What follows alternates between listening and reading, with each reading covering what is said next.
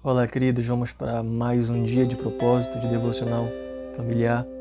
Nesse quinto dia, eu quero meditar com você a respeito do tema Resgatando o Diálogo na Família. Vamos ler o texto de Tiago, capítulo 1, verso 19 e verso 20, que diz o seguinte: Vocês sabem estas coisas, meus amados irmãos. Cada um esteja pronto para ouvir, mas seja tardio para falar e tardio para ficar irado. Mas por quê? Porque a ira humana não produz a justiça de Deus. Queridos, a boa comunicação entre os membros de uma família é uma das coisas mais importantes para a manutenção da saúde emocional e espiritual de um lar. Muitos males, conflitos e até tragédias seriam evitados se houvesse uma boa comunicação nos lares. Segundo um pastor norte-americano, John Dricht, ele vai dizer o seguinte: todo colapso familiar tem como causa principal a dificuldade de diálogo entre os membros familiares. Então olha só, todo colapso familiar tem como causa principal a dificuldade de diálogo entre os seus membros. Mas o que fazer? O que eu posso fazer para poder lidar com isso? Eu quero compartilhar com você alguns ensinos bem práticos do que você deve fazer. Inicialmente, precisamos treinar nossos ouvidos para ouvir corretamente. O texto que lemos nos diz que devemos estar prontos para ouvir. Ele não diz devemos estar prontos para falar, é prontos para ouvir. Lá em Apocalipse, capítulo 2, verso 7, diz o seguinte: quem tem ouvidos, ouça o que o Espírito diz às igrejas. Isso significa que não podemos nos limitar à ação mecânica do nosso aparelho auditivo, mas aprender a ouvir de forma esclarecedora e atenciosa, a fim de discernir a verdade e não apenas o que desejamos ouvir. Um pequeno mal-entendido em uma conversa familiar, ela pode gerar, queridos, muito grandes conflitos, um pequenininho só. Então, a gente precisa aprender a ouvir, precisamos aprender a ouvir. Infelizmente, muitas das vezes, na família, a esposa, o esposo, os filhos, eles não param para ouvir, eles não ouvem até o final e acabam falando precipitadamente, não consideram atentamente as coisas e são rápidos em falar, em responder, e isso gera conflitos, infelizmente.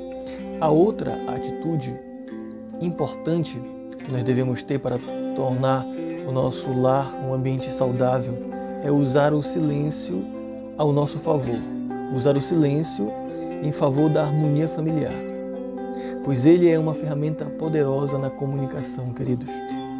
No entanto, nós podemos usar o silêncio para o mal, infelizmente. Quando que usamos o silêncio para o mal?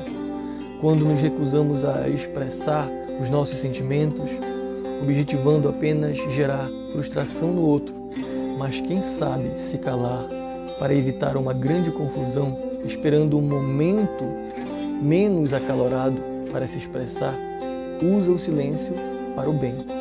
Provérbios 17, 28 diz o seguinte: até o insensato, quando se cala, é tido por sábio. Se fica de boca fechada, passa por inteligente. Olha só. O silêncio, queridos, é algo valioso, é algo preciosíssimo. Então a gente precisa aprender a usar o silêncio da maneira certa. Tem pessoas que dizem o seguinte: eu não levo desaforo para casa.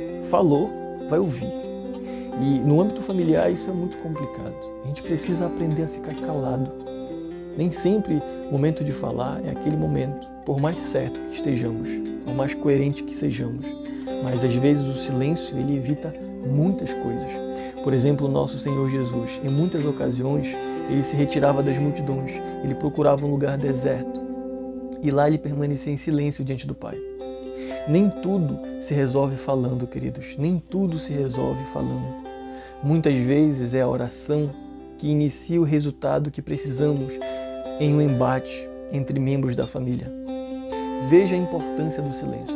Vale a pena lembrar que comunicar não é prioritariamente falar, pois há falas que elas não comunicam. Comunicação não é o que falamos, mas o que o outro entende também.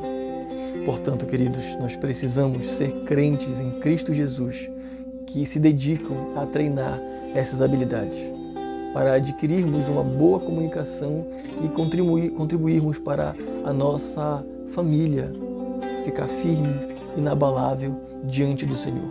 Diante disso, eu quero compartilhar com você alguns ensinamentos práticos e por meio de perguntas. A primeira coisa é o seguinte: você tem sido um discípulo que se esforça para treinar os seus ouvidos para ouvir com atenção e compreensão, sem se limitar apenas ao seu próprio ponto de vista? O que você me diz? Você pai, você mãe, você filho? Outra coisa, tem buscado usar o silêncio com sabedoria, no momento certo, para evitar discussões acaloradas e até agressivas, que impedem o entendimento dentro da família?